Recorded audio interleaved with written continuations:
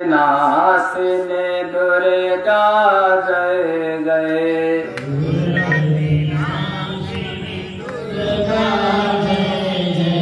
दुर्गति नासिने दुर्गा जय जय,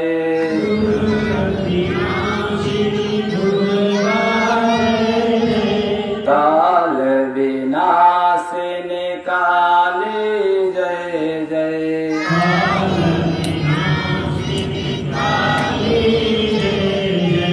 काल विनाशिनी काली जय जय,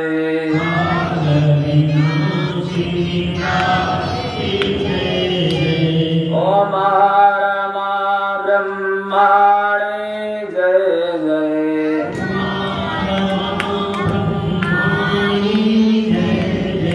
राधा सीता रुक्मिणी जय जय,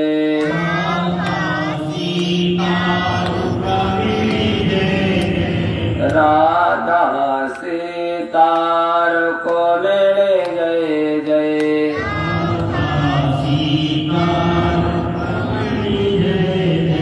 दुर्गति नाशिनी दुर्गा जय जय,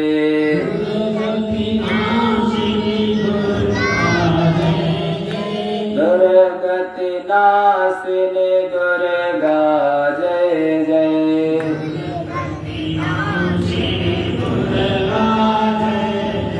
काल विनाशिनी काली जय जय,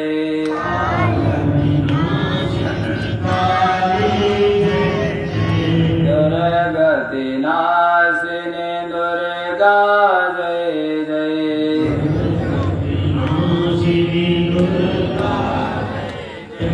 काल विनाशिनी काली जय जय,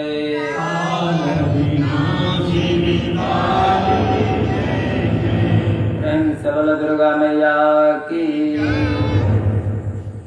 परम पुनीत स्थान नैमिष की तपोभूमि, वहां पर वक्ता है महाराज सूत जी, श्रोता है 88,000 ऋषि, कथा सुना रहे हैं।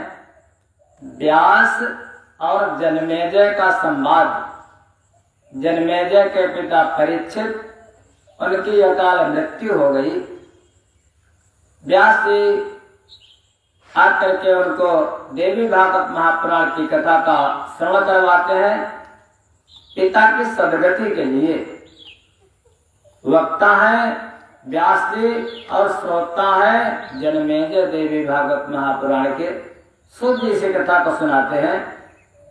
कहने लगे, व्यास जी कहने लगे, राजन, ये संसार में जो प्राणी आते हैं सब अपने अपने केवल बस कर्मों का फल है। राजन किमेतद वक्तव्यम कर्मणाम गहना गति।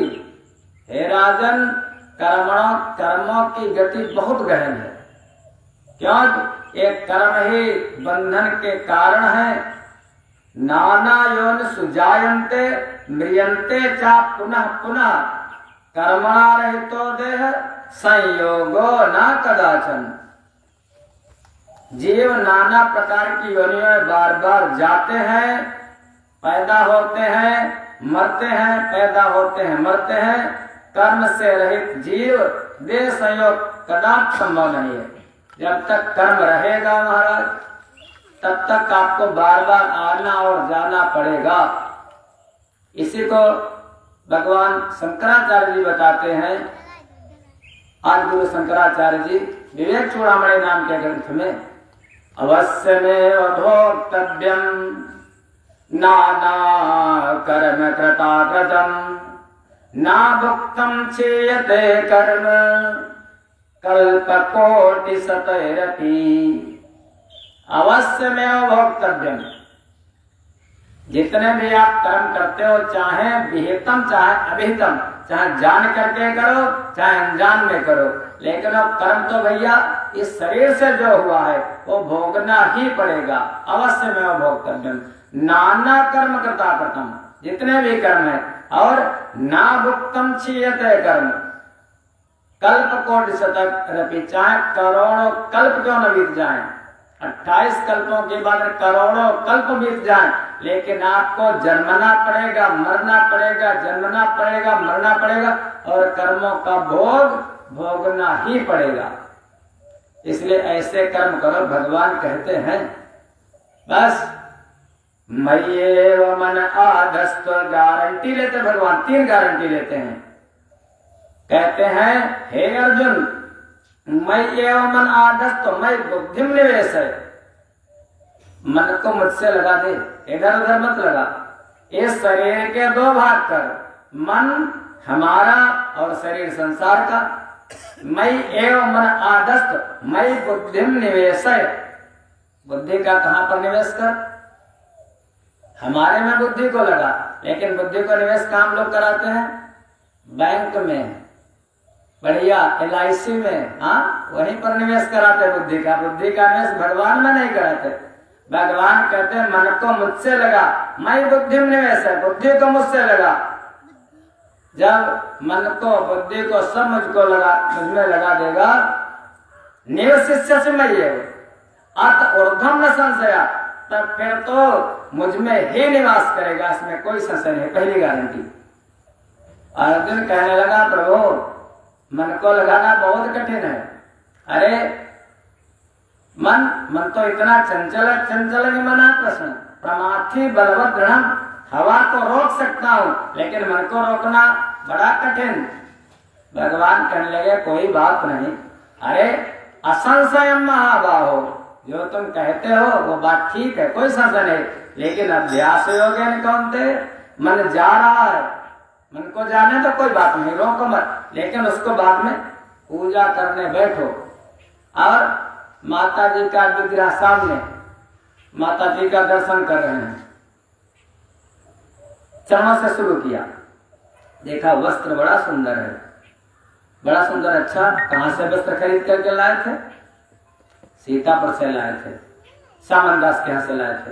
फिर लेस कहाँ ली थी, फिर किस दर्जी से सिलवाया था, फिर कहाँ रखा था, कहाँ से वो मन उसी कपड़े से होकर के कहाँ पहुंच गया, और माता जी वहीं पर विराजमान। तो मन तो जा रहा, लेकिन तब तक याद आ गई अरे हम तो माता जी के सामने बैठे। मन गया लेकिन मन को हमने खींच करके ले आए, फिर लगा दिया। अभ्यास हो गया, मन का स्वभाव है चंचल जाना, लेकिन हमको विवेक के द्वारा मन को खींच खींच करके बार बार भगवान, 1 बार जाएगा, 2 बार जाएगा, किसी तोते को पकड़ो, पिंजरे में बंद करो, 1 बार उड़ेगा, 2 बार उड़ेगा, 3 बार उड़ेगा, और जब उसको बंद करके ताला लगा दोगे फिर छटपटाएगा, 2 बार तड़पड़ाएगा, और फिर वहीं पर शांत होकर के बैठ जाएगा। मन एवं मनुष्याणाम कारणम बंध मोक्ष, मन ही आपके बंधन का कारण है और मन से ही आपको मोक्ष भी प्राप्त करता है, होता है। मन आपका मित्र भी है और मन आपका शत्रु भी है, आप चाहे जैसे उसको बना लो। तो जो हमें मन लगा देता है, मुझ में निवास करता है। फिर अथ चित्तम समादातुम ना शक्नोस्मि स्थिरम, अभ्यास योगेन ततो मामिच्छातुम धनंजय, अभ्यास योग के द्वारा मन को मुझसे लगा। भगवान कहने लगे अभ्यास करता हूं लेकिन फिर भी नहीं लगता, भगवान कहने लगे तब भी नहीं लगता। अभ्यासोप्य समर्थोसि मत कर्म परमो भव, मदर्थमति कर्माणि कुर्वन् सिद्धिम अवाप्यसि। अगर तू अभ्यास करने में भी असमर्थ है, आप लोग अगर अभ्यास भी नहीं कर सकते हो तो क्या, फिर भगवान कहते हैं मदर्थम, जो भी कर्म कर संसार में, जितने भी कर्म कर, क्योंकि कर्म बंधन में बांध देंगे, कर्म उसको बंधन में डाल देंगे और वो कर्म हमको समर्पित कर दे। कर्मों का कर्ता मत मान अपने आप को, मैंने ये बना दिया, मैंने वो कर दिया, मैंने ये तीर्थ कर लिया, मैंने वो तीर्थ कर लिया। कर्म आपको बांध देंगे। स्वर्ग है या नहीं इसका विचार मत करो, होगा तो देखा जाएगा, जब मरेंगे तो देखा जाएगा, लेकिन स्वर्ग को पाने का प्रयास करो। हमको स्वर्ग मिले, हमारी सदगति, नरक ना जाना पड़े, स्वर्ग मिले, करो क्या, और 3 साधन है पहले बताए गए भागवत जी में। यज्ञ करो, कभी त्याग मत करो एक का। दान करो, यज्ञ दानम तपः चैव, इन तीनों से स्वर्ग की प्राप्ति होती है। यज्ञ से, दान से और तपस्या से आपको स्वर्ग मिलेगा, गारंटी है हमारे वेद भगवान की। फिर दूसरी बात, नरक है, शास्त्र कहता नरक है, लेकिन हम लोग कहते हैं विद्वानों का मत नरक है या नहीं है इस पर विचार मत करो, लेकिन ऐसे कर्म करो कि नरक को जाना ना पड़े। क्या करो? झूठ मत बोलो। हाँ, कल कह रहे थे डॉक्टर साहब अहिंसा मत करो, अहिंसा परमो धर्म है ना, अहिंसा परमो धर्म हमारा कहते थे जो सबसे बढ़िया है परम धर्म जग विदित अहिंसा। लेकिन उसके बाद जो महाभारत का आगे इसका है धर्म अहिंसा तथा बचा। अगर अपने धर्म पर आ पड़े, माँ भगवती अभी आगे कथा आएगी, इस समय अपने यहाँ की जनसंख्या पूरे विश्व की, अपने भारत की 1 अरब के ऊपर है, 40-40 करोड़, और पूरे विश्व की मिला करके लगभग 7-8 अरब होगी। और माता जी का जब सम्रांगण होता है तो वहां पर एक आता है चिक्षुर, एक आता अश्लोमा, एक आता बिडालाक्ष, कोई आता है 1 अरब लेकर के, कोई आता है 10 अरब लेकर के। और सैनिक महाराज उनके साथ में इतने तो दुष्ट राक्षस हैं, और वो माँ भवानी सबका क्षण में संहार कर देती हैं। तब इतने जब अरबों खरबों, हाँ, तब दुष्ट थे। तो अगर छोटे से इतने अभी, अरे 30 करोड़ हो गए, क्या हो गए? कुछ नहीं हो गए। जब अरबों खरबों थे वो मिट गए तो 30 करोड़ तो मिट जाएंगे, देर नहीं लगेगी, माता जी चाहेंगी महाराज। तो ऐसे विचार करो नरक है या नहीं है, इस पर विचार मत करो, लेकिन ऐसे कर्म करो कि नरक न जाना पड़े। कौन से?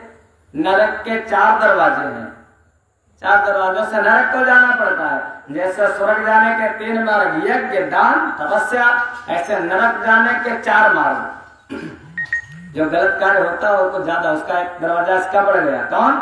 काम क्रोध मद लोभ सब नाथ नरक के पंथ। काम क्रोध मद लोभ, ये नरक के 4 दरवाजे हैं। ऐसे कर्म करो भैया, इन दरवाजों पर जाना ना पड़े। फिर तीसरी बात, पुनर्जन्म है, शास्त्र कहता है, अपने शास्त्र में पुनर्जन्म माना जाता है। चलो ठीक है, होगा देखा जाएगा। अभी तो हम लोगों ने अभी याद है नहीं कितने जन्म हुए होंगे। पुनर्जन्म है या नहीं है, इस पर विचार मत करो, लेकिन ऐसा सोच लो कि हमको दोबारा जन्म ना लेना पड़े। यही तो व्यास जी कह रहे हैं जन्मेजय, क्योंकि जन्म दुख जरा दुख जाया दुख पुनः पुनः अंत काले महादुख तस्मात् जाग्रहि जाग्रहि। क्यों सो रहे हो? सोते सोते 60 साल बीत गए, 50 साल 70 साल बीत गए, अब तो जग जाओ। तस्मात् जाग्रहि जाग्रहि, क्योंकि जन्म दुख हो, संसार में जन्म लेना दुख, संसार में महाराज कर्म करना दुख, और बाद में मरना बहुत दुख। जाया दुख, फिर जन्म लेना, फिर मरना बहुत दुख है। इसलिए ऐसे कर्म करो कि दोबारा पुनर्जन्म है या नहीं है, इस पर विचार मत करो, लेकिन ऐसे कर्म करो कि दोबारा जन्म लेना ना पड़े, जन्म लेना ना पड़े दोबारा। बहुत कष्ट होता है, बताते हैं, क्योंकि जब जीव गर्भ में होता है तो कितना कष्ट मिलता है उसको। बताया, तदधीताश्च प्रकुर्वन्ति मुनयो दुस्तरं तपः हित्वा भोगश्च राजश्च वने यान्ति मनस्विनः यद्भीतास्तु विमूढात्मा कस्य सेवितुमिच्छति गर्भे तुदन्ति कृपयो जठराग्निस्तपयस्तदः। गर्भ में कीड़े काटते हैं और नीचे से जठराग्नि तपाती रहती है। हे राजन, उस शरीर में अतिशय दुर्गंध युक्त मज्जा लगी रहती है, तो फिर वहां कौन सा सुख है? गर्भ के अंदर वो भक्तों का भाव रहता है महाराज। भक्त कहते हैं हे प्रभु हमको बार बार जन्म दो, जय जोन जन्मो जन्म बसता राम पद अनुराग हूँ। लेकिन जब ज्ञानी वेदांत की बात आती है तो फिर भगवान शंकराचार्य यह कह देते हैं पुनरप जन्म पुनरप मरणम पुनरप जन्नी जठरे शयनम यह संसारे बहुत दुस्तारे कृपया पारे पाहे मुरारे पाहे मुरारे। हे मुरारी हे प्रभु अब की बार बारोनाथ अब ऐसे हम कर्म करें कि दोबारा गर्भ में आना ना पड़े महाराज। बहुत दुख होता माँ के गर्भ में, ऊपर से तो इतनी बदबू इतनी अड़गड़ इतनी मज्जा और जठरा में तपाती रहती है और उल्टा उल्टा जीवन लटका रहता है। इसलिए ऐसे कर्म करो, पुनर्जन्म है या नहीं इस पर विचार मत करो, लेकिन ऐसे कर्म करो दोबारा जन्म ना लेना पड़े। जन्म तो लेना पड़ेगा, किस लिए लेना पड़ेगा? अगर कर्म रहे, अगर वासनाएं रही, अगर कामनाएं रही आपके मन में, आप मर गए। अभी कार्तिक का महीना आएगा, गेहूं बोएंगे दादा सब बोते हैं गेहूं, किसान लोग गेहूं बोएंगे, लेकिन उसके साथ में बथुआ जई, हाँ ये तो कोई बोता नहीं है। बथुआ भी उगेगा, जई भी उगेगी, गेहूं का मामा भी उगेगा। वो कामनाएं वो वासनाएं खेत के अंदर पड़ी हैं। जब समय आया और देखो अभी खरीफ की फसल बोई गई, वो बीज कहीं चला गया क्या? वो बीज कहीं नहीं गया, बीज उसी में पड़ा रहा, लेकिन उसको वैसा एटमॉस्फेयर वैसा मौसम उसको नहीं मिला। जब वैसा समय आया तो बीज निकल आया। ऐसे जब आप जन्म लोगे तो आपके कर्म ही आपको वैसा जन्म देंगे। जन्म एक कर्म ही बंधन का कारण है, पुनर्जन्म है या नहीं इस पर विचार मत करो, लेकिन ऐसे कर्म करो दोबारा जन्म ना लेना पड़े। फिर भगवान है भगवान है? आप भगवान है। अब कहते देखो बिल्कुल बहुत जोश में कहा शुक्ला जी ने, बिल्कुल है। बढ़िया लगा महाराज, भगवान है जो आस्तिक है। हम लोग कहते हैं हाँ भगवान है, तेरी सत्ता के बिना हे ब्रह्म मंगल मूल, पत्ता तक हिलता नहीं खिले न कोई फूल। भगवान है हम लोग कहते हैं, लेकिन नास्तिक जो है, दो प्रकार के जीव हैं संसार में। ऐसे आपको मोहल्ले में मिल जाएंगे, वो कहेंगे भगवान भगवान कुछ भगवान नहीं कहते। साथ में बड़े बड़े विद्वान लोग वो भगवान के साथ क्या लगा देते हैं, सावधान रहना, भगवान अगवान कह देते ना। अब अगवान अगर भगवान कह दिया और अगवान कह दिया, पुण्य मिला पाप। आपने भगवान को गाली दे दी, अनजान में दे दी। भगवान अगवान क्या होते हैं? बहुत से भगवान अगवान ना, दुख जरा से आया भगवान अगवान। अरे महाराज आपने अपराध कर दिया, 64 नाम अपराध बताए जाते हैं।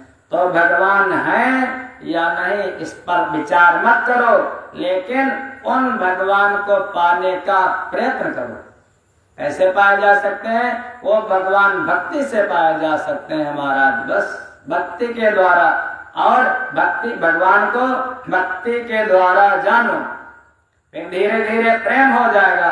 प्रेम के द्वारा भगवान को पहचानो और कोई भगवान से संबंध बना लो, संबंध से उनको अपना बना लो। बस पहले वो माता जी सगुण साकार, भाई सीढ़ी है, एक सीढ़ी पर चढ़ोगे, यहाँ चढ़े तब वहां पर आए तब नीचे गए।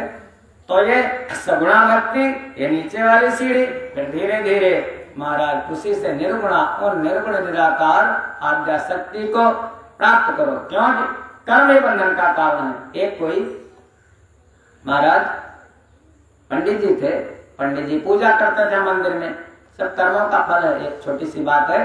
तो पंडित जी पूजा करते थे मंदिर में। वहीं पर एक राजा था, राजा का राजकुमार था, राजकुमार का विवाह हो गया। जब विवाह हो गया तो उसकी राजकुमारी आई ब्याह करके, आज पहला ही दिन और उसी दिन उसकी शेष सजाई गई। राजकुमार पहले जाकर के सुहाग सेट पर सो गया, राजकुमारी बाद में गई। जब बाद में गई तो देखा राजकुमार तो बड़ा सुंदर हमारा पति, वहीं पर उसकी एक तलवार रखी थी लंबी सी बढ़िया, बहुत सुंदर, और म्यान बहुत सुंदर। जब म्यान इतनी सुंदर तो तलवार कितनी सुंदर होगी। उसी राजकुमारी ने उठाया तलवार, और तलवार राजकुमारियों को छत्राणियों को सब शौक होते थे, तलवार उठा ली म्यान और उठा करके तलवार खींच ली। जब म्यान इतनी सुंदर, तलवार कितनी सुंदर होगी, खींच ली और खींच करके वो हाथ ऊपर ले गई। तलवार का वजन ज्यादा था, तलवार अचानक उसके हाथ से छूट गई, लेकिन छूटी कहाँ, उसी के पति के गर्दन पर। राजकुमार की गर्दन कट गई राजकुमारी के द्वारा। हाय हाय, बड़ा अपराध हो गया। अरे ये तो पति का वध, अब क्या करूं, व्यर्थ का अब कलंक लगेगा हमको, क्या करूं, किसके माथे मढ़ू कलंक। तब तक नवरात्र का महीना चल रहा होगा। पंडित जी सुबह सुबह जगह आए कुएं पर जल भरने के लिए। चिल्लाई अंदर से राजकुमारी, देखो देखो पंडित ने हमारे पति को मार दिया, पंडित ने हमारे पति का बलि कर दिया। दरबार लगा, राजा ने पंडित को बुलाया। एक लौता मेरा बेटा, तुमने उसको मार दिया, ब्राह्मण हो, मारूंगा तो नहीं तुमको, बताओ क्या किया जाए। मंत्रियों से पूछा, मंत्रियों ने कहा दाहिना हाथ जिससे इसने काटा है तो हाथ कटवा दिया जाए, देश निकाला करवा दिया जाए। पंडित जी का हाथ कटवा करके देश से निकाला करवा दिया गया। पंडित जी सोच लगे व्यर्थ में हमारा हाथ, मैंने पाप तो किया नहीं, लेकिन अकारण हमको ये पाप लगा कैसे, कारण क्या है कि ज्योतिषी को ढूंढने लगे। एक ज्योतिषी के पास गए, जब गए तो देखा ज्योतिषी जी बैठे थे और उनकी जो पत्नी तब तक आई वो बहुत कला प्रिय, दो चार बातें, दो चार गालियां उसने तुरंत दी ज्योतिषी जी को। पंडित जी ने कहा महाराज आए तो प्रश्न पूछने कि हमारा हाथ किस लिए कटा, लेकिन ये बताओ आप तो सब कुछ जानने वाले ज्योतिषी हो, जब जानते थे ऐसी कलही है तो इसके साथ विवाह तुमने क्यों कर लिया, कलही के साथ, तुम तो पहले जान लेते। पंडित जी ने कहा, ज्योतिषी महाराज ने कहा क्या बताऊं, ये कर्मों की गति बड़ी गहन है और कर्मों को तो पंडित जी भोगने पड़ेगा। अगर इस जन्म में भोग लेंगे तो दोबारा जन्म हमको नहीं लेना पड़ेगा। पहले के जन्म में मैं कौवा था और जो हमारी पत्नी है ये गधी थी। एक जंगल में दोनों लोग रहते थे, इसके पीठ में निकला फोड़ा और हमारी कौवा की जात, मैंने मारे इसके चोंच। अकारण दुख देने में बड़ा मजा आता है। बाया से उस बहीते डरई, कौवा अचानक वो बैठा रहता लेकिन इधर उधर ऐसे करता रहता ना, हमको चोंच मारी, ये छटपटा, इनको मजा आया। अब मैं इसके चोंच मारता रहता, छटपटाते रहते, हमको आनंद आता रहता। ये तो हम लोग करते हैं, चोंच मार देते कहीं पड़ोस में, फिर जब वहां कड़कड़ाहट होते हम लोगों को मजा आता है। हमारा भोगना जरूर पड़ता है। एक दिन एक गदही छोड़ करके जंगल दूसरे जंगल में चली गई। मैंने देखा कहाँ गई, याद आई, ढूंढते ढूंढते वहां पहुंच गया। मैंने फिर चोंच मारी, चोंच उसी की हड्डी में फंस गई। वो जाकर के गंगा जी में छलांग लगा दी। लेकिन मैं, एक होता है महाराज आश्रय नाश, अगर हम किसी के आश्रय में बैठे हैं, एक होता है स्वतः नाश, एक होता परतः नाश, एक होता आश्रय नाश। स्वतः नाश, स्वतः नाश माने अगर कोई चीज बनी है तो एक न एक दिन अवश्य मिट जाएगी, बिगड़ जाएगी, खत्म हो जाएगी। हम अगर जन्म लिए हैं तो मरेंगे, स्वतः नाश। एक होता परतः नाश, परतः नाश मान लिया हम भी बैठे हैं और आकर के कोई गोली चक्कू तलवार मार दे, परतः नाश, कोई किसी के द्वारा वध कर दिया। एक होता आश्रय नाश, आश्रय नाश माने हम किसी मकान में बैठे हैं और उस मकान की छत फट जाए, आश्रय नाश। तो हम उसी के आश्रय में थे। वो कौवा कहने लगा हम उसी के आश्रय में थे गधी के, वो डूबी गंगा जी में, मैं भी डूब गया। गंगा जी में डूबने के कारण हमको ब्राह्मण की ओर मिली और ये हमारी पत्नी बनी। तब मैं बार बार इसके चोंच मारता था और इस बार ये शब्दों के द्वारा, वाणी के द्वारा बार बार मेरे चोंच मारती है। मैं अगर इसका प्रत्युत्तर करूंगा तो फिर महाराज हमको दोबारा फिर जन्म लेना पड़ेगा, इसलिए मैं प्रत्युत्तर ना करके शांत रहता हूँ, बस इसीलिए। अब बताओ आप, उन्होंने कहा महाराज हमारा हाथ किस लिए कटा, लेकिन हाथ इसलिए कटा क्योंकि पहले के जन्म में तुम ब्राह्मण ही थे और ये जो राजकुमारी थी गाय, गौ माता, और ये राजकुमार जो था, राजकुमार था कसाई। कसाई गाय को लेकर के जा रहा था, गाय अचानक उसके हाथ से छूट गई। तुम बड़े सत्यवादी थे ना, सत्यम ब्रूयात् वेद कहता था, लेकिन तुम ये नहीं समझ पाए कि किसी को अगर दुख मिले वो सत्य बेकार हो जाता है, व्यर्थ चला जाता है। कसाई ने पूछा, कसाई के यहाँ से गाय छूट करके भाग गई। कसाई ने पूछा, क्या तुमने गाय देखी है? अभी क्यों भागकर? तुमने कहा हाँ देखी देखी, इधर गई? हाथ उठा दिया था दाहिने हाथ उठा, पहले तुमने दाहिना इधर गई, इसीलिए महाराज तुम्हारा यह दाहिना हाथ कटा। और वो जो कसाई था, कसाई बना राजकुमार और गाय बनी राजकुमारी। वही राजकुमारी आई और राजकुमारी ने तलवार उठाई, तो उसका वध किया गया। अपना अपना बदला सब ले लेते हैं। धर्म हेतु अवतर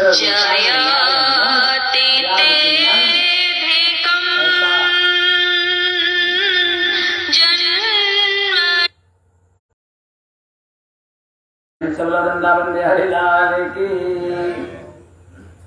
अवश्य में भोक्तव्य नाना कर्म कृता कृतम, इसलिए कर्मों की बड़ी गहन गति है।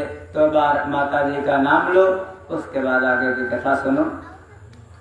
दुर्गति नाशिनी दुर्गा जय जय,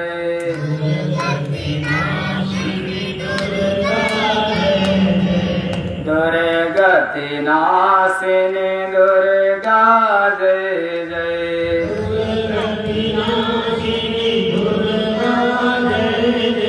काल विनाशिनी काली जय जय,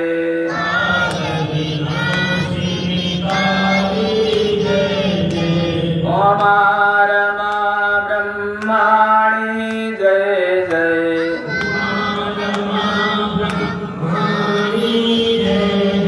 राधा सीता रुक्मिणी जय जय,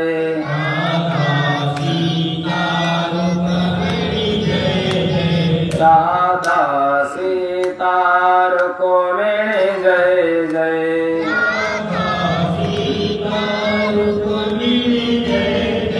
दुर्गति नाशिनी दुर्गा जय जय,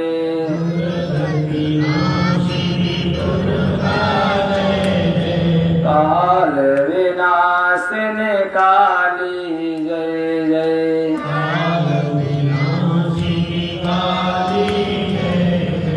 प्रेम से बोलो वृंदावन बिहारी लाल की।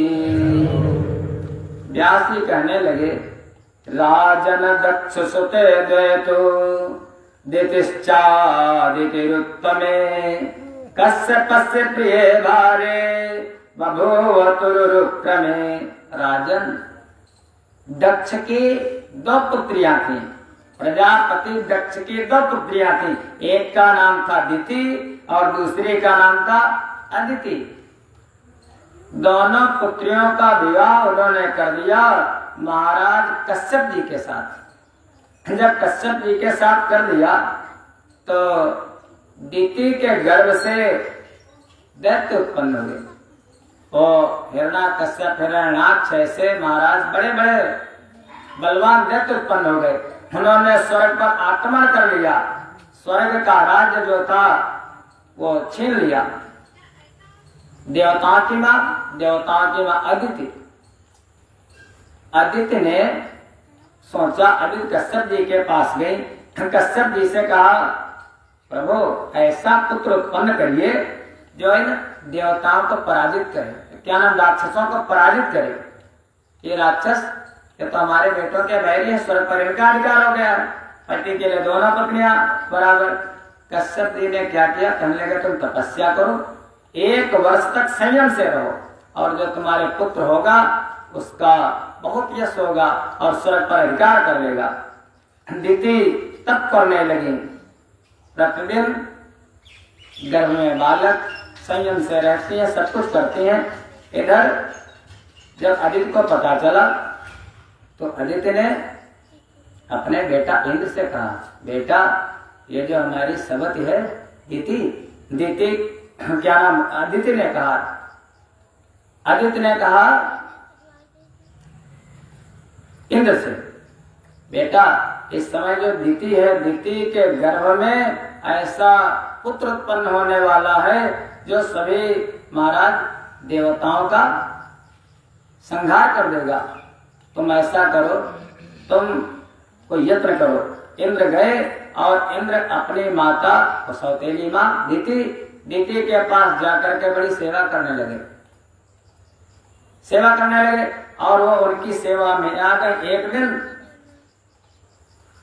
संवाहन सुखम प्राप्य निद्रा माय सुलोचना श्रांतावृत प्रसा सुप्ता व्यस्तता परमासती। एक दिन माता जी तिथि सायंकाल सोई तो भोजन किया, लेकिन भोजन करने के बाद थोड़ा मुंह जूठा रह गया, कुल्ला करना भूल गए।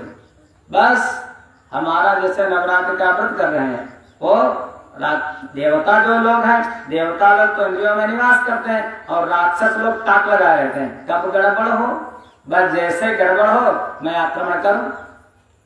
इंद्र घात लगाए बैठे थे, किस समय संयम खत्म हो, किस समय संयमित हो। जैसे एक दिन जूठे मुंह रह गए उसी समय उनके उदर में प्रवेश कर गए इंद्र, और जब प्रवेश कर गए निद्रा के वशीभूत देख करके इंद्र ने योग बल के द्वारा दीति के गर्भ में उदरम प्रविशेषासु तस्यायोग बलेन वै गर्भ चकर्ण वज्रेण सप्तधा पविनायक। अपने वज्र से उस दीति के गर्भ के 7 टुकड़े कर डाले, 7 टुकड़े काट दिए। अब वो जब काट दिए तो गर्भ रोने लगा, जब रोने लगा तो उन्होंने कहा मारुद रो मत। गर्भ से कहा मारुदेत सनर वाक्यम उवाच मघवा नमुन, मघवा माने इंद्र, मारुद रो मत। उसने कहा तत्पश्चात इन्होंने पुनः 7 टुकड़े जब रोने लगा तो 7 टुकड़ों के 7 टुकड़े और किए तो 7 सती हो गए 49। जब 49 हो गए उसी समय वो जो दीति थी, दीति को क्रोध आ गया।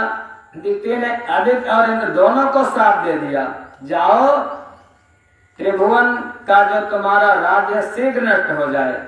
जिस प्रकार पापनी आदित्य ने गुप्त पाप के द्वारा मेरा गर्भ गिराया है और मेरे गर्भ को नष्ट करवा डाला है, उसी प्रकार उसके पुत्र भी क्रमशः उत्पन्न होते नष्ट हो जाएंगे। ऐसा श्राप दे दिया दीति ने। और ये तो हमारे हैं नहीं, तुमने इनका वध किया, लेकिन ये तो जीवित है, इंद्र इनको तुम अपने साथ ले जाओ। उसने मरुदगणों को देते ने इंद्र को ही दे दिया। वो मरुदगण 49 एक आधा चलता है, कभी जब ज्यादा आंधी तूफान आता है, जब बड़ा बवंडर आता है तो बस एक ही चलता है, एक से भी कम, वो बहुत हल्के में चलता है। जब प्रलय होता है हमारा तब वो चलते हैं 49। भगवान ने जब लंका पर आक्रमण किया था, हनुमान जी ने जब लंका जलाई थी, तब उस समय हनुमान जी तो एक निमित्त थे, कर तो माँ सीता रही थी सब। उसी समय भगवान की प्रेरणा से हरि प्रेरित ते अवसर चले मरुत 49। आग जब लगती है तो हवा तो जरूर ही चलती है। तो भाई 50 चले थे उस समय। वो मरुदगण 49 लेकर के वहां से वहां प्रस्थान करते हैं। इंद्र इधर धीरे धीरे समय बीतने लगा। एक दिन विचार किया, इन्हें महाराज एक धर्म है, धर्म की पत्नी मूर्ति, और मूर्ति के गर्भ से भगवान का एक अवतार होगा।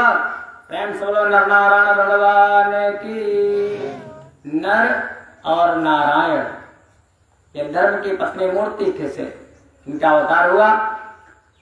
ये दोनों चले गए तपस्या करने के लिए। कहाँ पर तपस्या करें, पृथ्वी पर कौन स्थान बढ़िया है। तो कहने लगे अगर कोई घर में तपस्या करता है, घर में पूजा करता है तो उसको फल मिलता है। लेकिन वही पूजा अगर मंदिर पर आकर के करता है, देवस्थान पर करता है तो पर 100 गुना बढ़ जाता है। वही पूजा अगर कोई जाकर के नदी के किनारे करता है तो 1000 गुना बढ़ जाता है। वही जब तीर्थ पर जाकर के करता है तो 1,00,000 गुना हो जाता है। फिर वही जब समुद्र के किनारे करता है तो करोड़ों गुना हो जाता है। और उसी पूजा को जब कोई मंत्र जाकर के पर्वत पर करता है तो फिर अनंत गुना हो जाता है। इसीलिए पहले जो तपस्या करने जाते थे क्या जरूरत थी, घर में कर लेते। हिरण्याकश्यप भी किया है, रावण भी किया है, और बड़े बड़े देवता भी किए हैं। जाते कहाँ? हिमालय पर तपस्या करने जाते हैं। यहाँ आप एक बार मंत्र पढ़ो, यहाँ पर आप 1000 बार पढ़ो और वहां पर केवल एक बार पढ़ो, बस 1000 बार के बराबर वहां का एक मंत्र है। ऐसे तो वहां पर जाकर के तप करने लगे नर और नारायण। कहाँ? हिमालय की तलहटी में। अब हिमालय के पास जब तप करते हैं तो वहां तो बर्फ बहुत है हिमालय पर, और बर्फ में जब दोपहर में सूर्य जब उगता है भगवान नारायण तो गर्मी बहुत होती है वहां पर, बिल्कुल मारे ऐसा लगता भी सर फट जाएगा। तो जहां पर भगवान नर नारायण भगवान, जहां पर नारायण होंगे वहीं पर उनकी पत्नी होंगी। खाली वो नहीं महाराज, जब लक्ष्मी आती है तो नारायण होते वहीं पर आती हैं, नारायण पर बैठ करके आती हैं तो चिर लक्ष्मी होती हैं, वो कभी जाती नहीं छोड़ करके। और जब अकेले आती हैं तो लक्ष्मी का वाहन, माहौली में कोई पुजारी है, अब पता नहीं आप लोग पता लगाना, वो खाली लक्ष्मी माँ का पुजारी है। जो भी सेठ हो या जो आदमी हो, हम आज से नहीं बहुत दिनों से देख रहे हैं। वो बरगद के नीचे दीपावली जब खत्म होगी तो लक्ष्मी माँ की इतनी बड़ी अकेली मूर्ति वो ला करके 1 साल बाद रख देते, बरगद के नीचे रख जाता है और उल्लू बना होता है इतना बड़ा। कभी देख दीपावली के बाद खाली लक्ष्मी, नारायण नहीं, न गणेश, लक्ष्मी नीचे उल्लू। तो अकेले जब लक्ष्मी जी आती है तो फिर उल्लू बना करके चली जाती है, महाराज रुकती नहीं है वो। अच्छा एक बात और, नारायण अच्छे लगते हैं लक्ष्मी?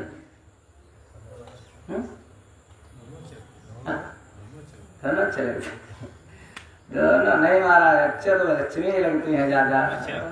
और फिर सेठ लोगों को, उनको तो लक्ष्मी नारायण कहने की बातें ऐसा, नारायण किसी को अच्छा नहीं, लक्ष्मी महालक्ष्मा जब मैं विश्वपत्नाय दे में।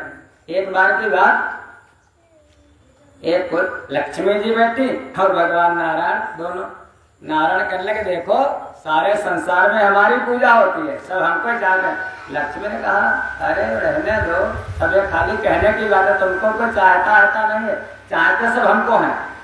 कहने के फिर, कहने के परीक्षा हो जाए हमारी तुम्हारी। कहने के ठीक, कहने के देखो हम भी जा रहे हैं, तुम भी आओ पीछे से। भगवान नारायण चल दिए, आ गए मृत्युलोक में। कोई एक बहुत बढ़िया सेठ बढ़िया धर्मशाला बनवाया, बढ़िया मंदिर बनवाया, पीछे बढ़िया हार कमरे बनवाए मनोज भैया के जैसे। अब वो दंडी स्वामी का भेष बनाया भगवान ने संत का, और बना करके दंड कमंड ले करके सेठ जी के यहाँ सीताराम, जैसे सीताराम किया, सेठ जी ने कहा महाराज आइए आइए आइए, स्वागत है, पधारिए। कहने लगे ऐसे कहा कोई रूम वूम दिला देते, कमरा वगैरह? कहने लगे बहुत कमरे, कम से कम 100 कमरे पड़े, कहा जिसमें रुक जाओ।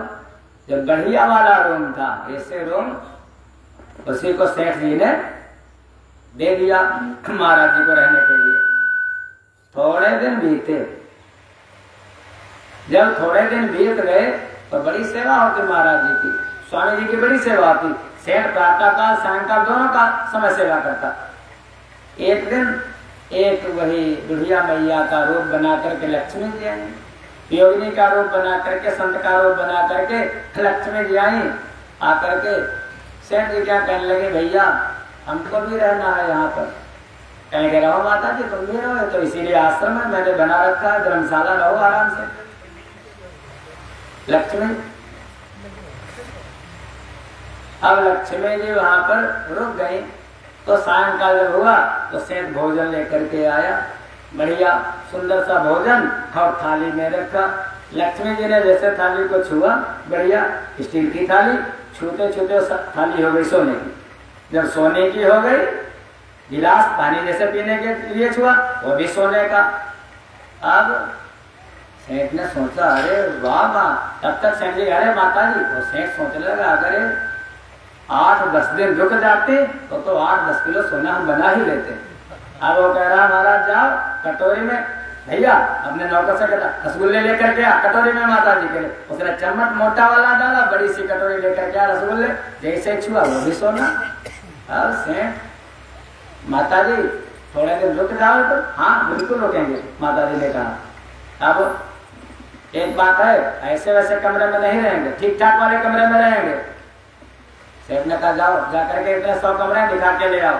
अब लक्ष्मी जाते हैं, देखते जाते हैं, ये कमरा ठीक नहीं, इसमें अरेंज है, अच्छा इसमें एसी नहीं देंगे, अच्छा इसमें खाली पंखा खराब है, इसका बल्ब ठीक नहीं, सबको नकारती चली जाती हैं। तब तक एक कमरा देखा जहाँ पर बाबा जी बैठे थे, दंड कमंडल रखा था, रुक गई नहीं पर, हाँ ये वाला बढ़िया है, इसी में रुकेंगे। उसने कहा नौकर ने, महाराज बाहर निकलो, माता जी इसमें रहेंगी। उन्होंने कहा अरे नहीं, सेठ जी ने कहा था इसी में रहना है, और अरे उन्होंने कहा था जीवन भर रहो। कल भैया कह रहे थे आकर के टिकट आओ, तो कहने इसी में रहना, अरे इसी में रहेंगे, हम निकलेंगे नहीं। तब तक सेठ को खबर गई निकल नहीं रहे बाबा जी। सेठ आया, लगा निकल नहीं रहे, सामान उठा करके फेंको, हटाओ इसको। पता नहीं, अरे मैंने पूरा जिंदगी भर का ठेका थोड़ी ना ले रखा था, तेरा नाम मिलाट कर दिया, भगाओ इसको यहाँ से। श्रद्धा वृद्धा सब खत्म हो, निकाल करके बाहर कर दिया। तब लक्ष्मी जी ने कहा देखा, तब लक्ष्मी जी अपने रोग कह, अब तो जहाँ हमारे पति रहते हैं मैं तो वहीं रहती हूँ सेठ जी, वो भी चल गई। और अगर माँ लक्ष्मी को चाहते हो तो नारायणम नमस्कृत्य नरं चैव नरोत्तमम्, जब जहाँ पर नारायण वहीं पर लक्ष्मी, नारायण तपस्या करते हैं तो धूप बहुत लगती है। माँ लक्ष्मी जी आ गई स्वर्ग से, वैकुंठ से, और वहीं पर उनके ऊपर छाया कर देती है। तो छाया काहे की करती है, एक वृक्ष बन गई, वृक्ष काहे का बन गई, बेर का, बेरी का वृक्ष बन गई, बेरी का वृक्ष बन करके ऊपर छाया कर दी, नाम पड़ गया नारायण का। प्रेम सोलो बद्री विशाल भगवान की, बद्री नारायण, बद्री माने बेरी, बेरी का बनता वहीं पर छाया किया था, इसलिए बद्री नारायण, बद्री विशाल। एक दिन जब इंद्र को लगा अब तपस्या करते रहते हैं नारायण, और तब वो नर रक्षा करते हैं धनुष लेकर के, और जब नर तपस्या करते हैं तो नारायण उनकी रक्षा करते हैं धनुष लेकर के। बहुत युग बीत गए, इंद्र को लगा ये तो हमारा सिंहासन ले लेंगे। इंद्र को कैसा लगता है, सुखाड़ लय भाग सठ, स्वान रखे मृगराज, छीन ले जय जान जड़, तेने सुर पत्नी नलाज। कोई कुत्ता मान लिया सूखी हड्डी कुत्ते को मिल जाए और कुत्ता वो हड्डी लेकर के भागा जा रहा है, तब तक देखे शेर, और शेर ले, मान लिया शेर हड्डी क्या खाएगा, शेर यार खुद शिकार करके खाएगा, लेकिन कुत्ता सोचता क्या पता मेरी सूखी हड्डी छीन डाले। स्वान निरख मृगराज, ऐसे इंद्र का स्वभाव बताया स्वान के जैसे, और मृगराज का और भक्त का बताया कैसा स्वभाव शेर के जैसे होता है। वो तो अपनी तपस्या करें, लेकिन इंद्र को लगा ये हमारा सब कुछ ले लेंगे। ऐसा विचार करके उन्होंने महाराज कामदेव को भेज दिया, जाओ जाकर के नर नारायण की तपस्या को खंडित कर दो, तपस्या भंग कर दो। नर नारायण तपस्या कर रहे थे, वहीं पर अचानक कामदेव आ गया। ठीक तो वहां पर बड़ी सर्दी और ऐसा लगने लगा बसंत ऋतु आ गई, सारे पुष्प खिल गए महाराज, सुगंध आने लगी, वैसे नाच करने लगी, बढ़िया बढ़िया लंबा दिन सुरनार नवीना, सकल असंसर कला प्रवीणा, लेकिन जरा सा भी विकार नहीं। नर नारायण के मन में रंचमात भी विकार नहीं आया। जब सब नाच नाच करके थक गई, नारायण कहने लगे देखो नर ये सब क्या हो रहा है, कहने लगे करने दो। नाच नाच करके जब थक गई तब नारायण ने कहा बस और कोई बात है, और कोई बात, जो को तुमको कामदेव चलाना और चला ले। अब कामदेव आकर के उनके चरणों में जितनी अप्सराएं थी आकर के सभी उनके चरणों में गिर गई, प्रभु क्षमा करो बड़ी गलती हो गई, क्षमा किया। उन्होंने नारायण ने अपनी जंघा पर ऐसे पटक दिया, हाथ पकड़ा, हाथ पटका और एक अप्सरा प्रकट हो गई, नाम रखा उर्वशी। वो जितने थे उससे बढ़कर के सुंदर हो, रंभा इत्यादि को से सबसे सुंदर उर्वशी, रंभा मेनका को मात करे। उन्होंने कहा ऐसी एक तो अभी प्रकट किए हैं, ऐसी हजारों हमारे पास है, ले जाओ इंद्र को गिफ्ट कर देना, इंद्र को दे देना, स्वर्ग की शोभा बढ़ाएगी। ये क्या, अब नर कहने लगे नर नारायण, इसका मतलब जरा सा अहंकार है कि मैं करने वाला हमारे पास भी है, जरा सा आ गया। अब वहां कहने लगे, उनके मन में विचार किया नर नारद दोनों ने कि यहाँ पर अगर तपस्या करेंगे तो लगातार इंद्र आएंगे, कहीं कोई आएगा, अब चलो यहाँ से चलते हैं। हिमालय को छोड़ दिया, कहाँ चला जाए? जहाँ पर सबसे पहले पृथ्वी पर जिसने तपस्या की थी, पहले जो मनु महाराज के पहले वाले पुत्र मनु भाई, क्या नाम, ब्रह्मा जी के प्रथम पुत्र मनु महाराज, वो आए हैं तीर्थ पर नैमिष विख्याता। चलो चलते नैमिषारण्य में तपस्या करेंगे। ये नर नारायण दोनों आ करके अपनी तपोवन नैमिष में तप करने लगे, घोर तप करने लगे। तप करते करते पता चला एक दिन देवर्षि नारद गए सुतल लोक में।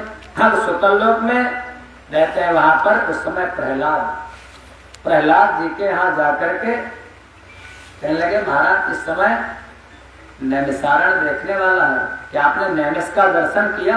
लेकिन ना, लगे वहां पर तो तुम्हारे जो नारायण है उनका चक्र गिरा है, और वहीं पर जाकर के नैमिष नहीं दर्शन किया?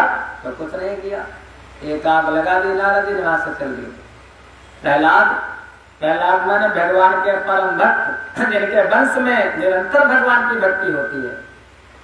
हिरण्याकश्यप भगवान का शत्रु, हिरण्याकश्यप के बेटे प्रहलाद, वही से भगवान के भक्त, नारायण के भक्त प्रहलाद के बेटा विरोचन, भोले बाबा के परम भक्त। विरोचन के बेटा बलि भगवान नारायण के परम भक्त, और बलि का बेटा बाणासुर, भगवान शिव का परम भक्त हो बाणासुर।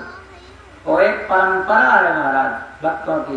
प्रहलाद जी वहां से आए और आकर के नैमिषारण्य का दर्शन किया। तब तक दर्शन करते करते कहीं पर कोई, जब वो इधर तपस्या कर रहे नारायण, तो जंगली जीव, कहीं को सियार आ गया, कहीं कोई लकड़ी आ गई, कहीं को लकड़बग्गा आ गया, कहीं को शेर आ गया, तो धनुष लेकर के वो अपना रक्षा कर रहे। इधर प्रहलाद को लगा कि इस समय हमारा शासन और ये क्या लड़ने के लिए हमसे, यहाँ पर धनुष तीर की क्या आवश्यकता, तुम कौन हो? प्रहलाद में और नर में, दोनों में घोर संग्राम छिड़ गया। प्रहलाद और नर नारायण में घोर संग्राम होने लगा। बहुत दिनों तक युद्ध होता रहा।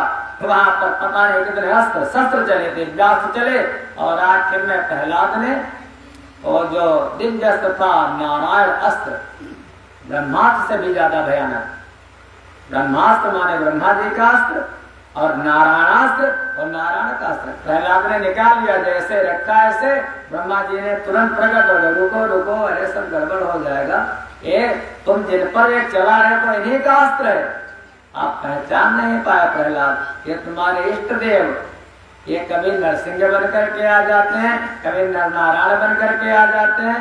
ये तो कल माँ ने कहा था, हे ब्रह्मा मैं तुमको श्रेष्ठ बनाती हूँ, लेकिन कोई सहायता पड़े तो भगवान विष्णु के शरण में चले जाना, ये दिव्य रूप रख करके धीरे धीरे तुम्हारा सब कार्य पूरा करेंगे।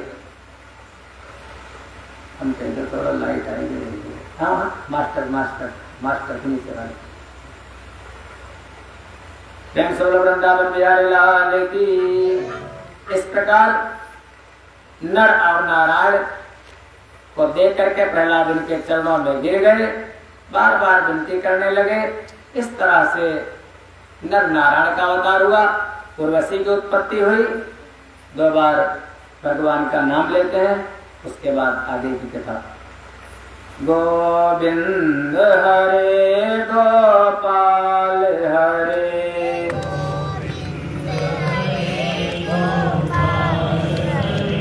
गोविंद हरे गोपाल हरे,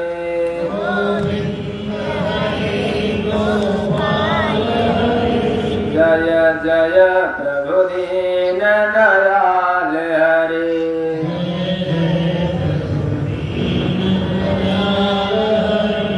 जय जय प्रभु दीन दयाल हरे,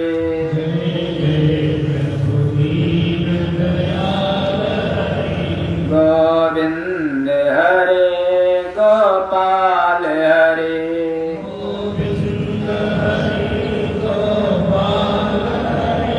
जय जय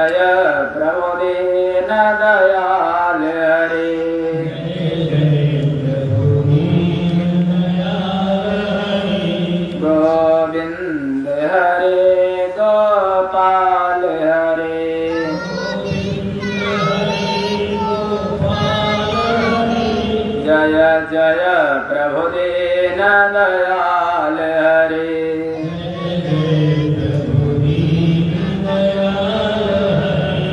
गोविंद हरे गोपाल हरे।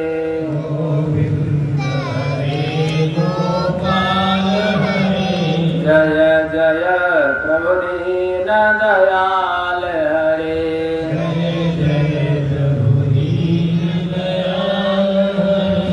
गोविंद हरे गोपाल हरे।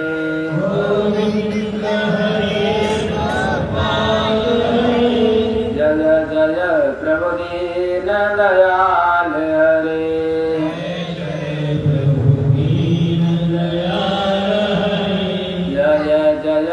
प्रभु दीन दयाल हरे।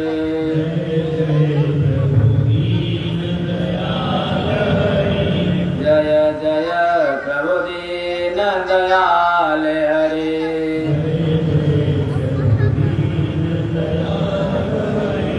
गोविंद हरे गोपाल हरे।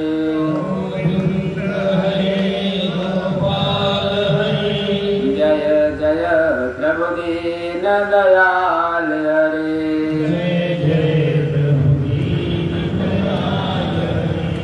एम सबल वृंदावन बिहारी लाल की, सदगुरुदेव भगवान की।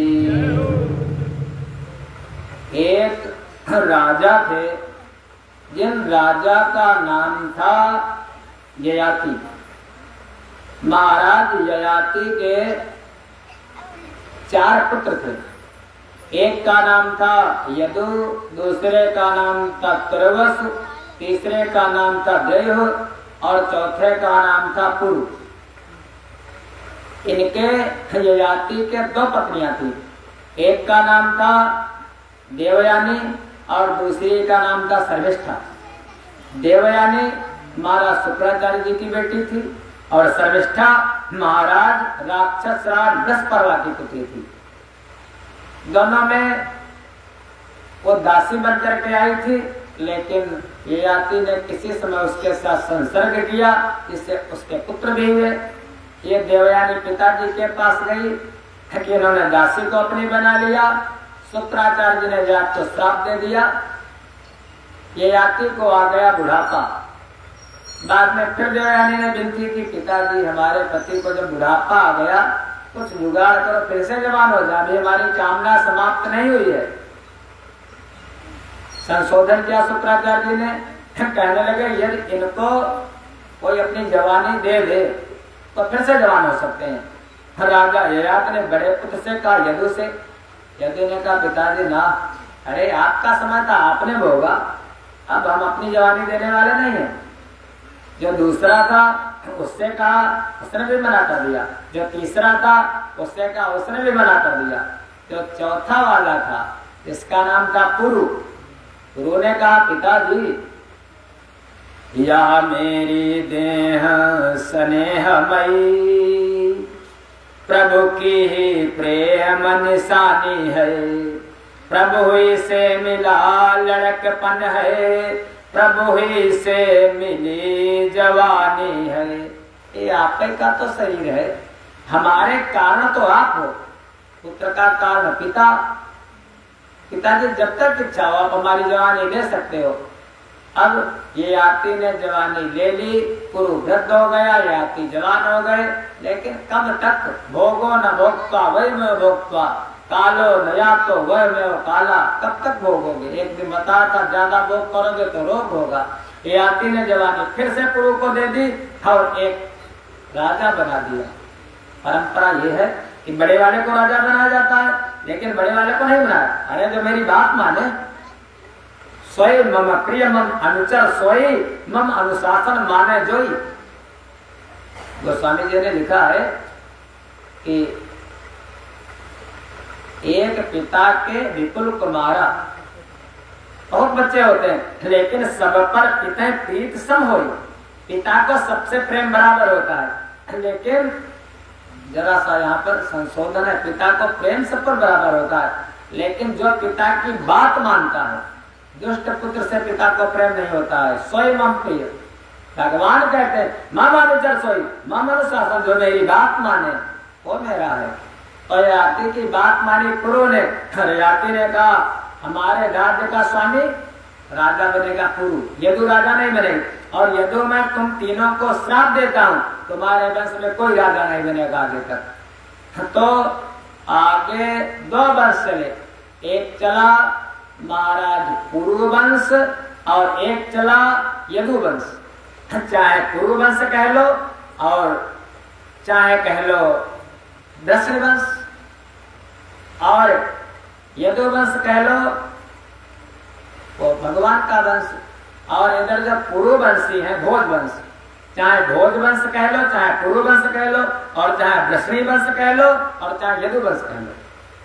भगवान है कन्हाई यदुवंशी और उग्रसेन महाराज है भोजवंशी पुरुवंशी। तो उग्रसेन ने राज्य किया, भगवान ने कभी राज्य नहीं किया। इधर यदुकुल में एक राजा हुए, जिन राजा का नाम था महाराज सूरसेन। सूरसेन की जो पत्नी थी उनका नाम था मारिसा। मारिसा के 4-5 पुत्र, जो सबसे बड़े वाले पुत्र हैं उनका नाम आनक धुंधवी। जब उनका बड़ा वाला बेटा हुआ तो आकाश में ढोल नगाड़े बजने लगे, नाम रखा आनक धुंधवी, धुंधविया बजने लगी, इसलिए आनक धुंधवी वही वसुदेव कहलाए, वसुदेव। और उनकी जो 5 पुत्रियां हैं तो सबसे बड़ी बेटी है उसका नाम है प्रथा। उसी को महाराज सूरसेन ने, उनके एक मित्र थे जिनका नाम था कुंतीभोज, कुंतीभोज को गोद दे दिया था, इसलिए वो कुंती कहलाए। प्रथा कहो चाहे कुंती कहो, भगवान की सगी बुआ।